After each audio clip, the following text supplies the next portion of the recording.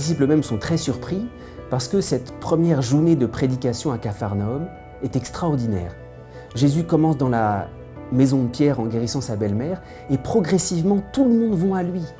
Tout le monde apporte sa misère. On pourrait dire, mais Seigneur, qu'est-ce que tu demandes d'autre?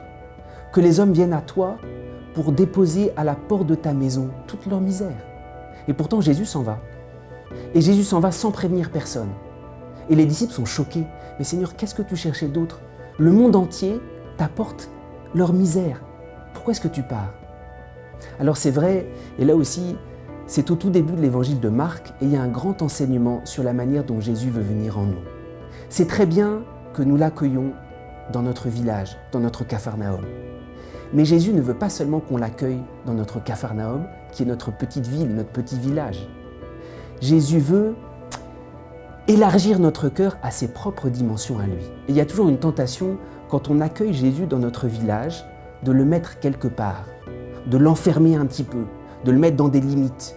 Alors Jésus dit, si je viens chez toi, c'est pour agrandir, élargir l'espace de ta tente. Alors, je viens dans ton Capharnaüm, mais si je viens, si tu m'accueilles, je vais te faire sortir de toutes tes limites. Et il faut, en acceptant Jésus, en accueillant cet évangile, accepter d'être dérouté par l'épreuve de l'amour excessif de Dieu. Dieu ne veut jamais que le don du Christ, on le mette à notre petite taille, à notre petit Capharnaüm, à notre petit horizon.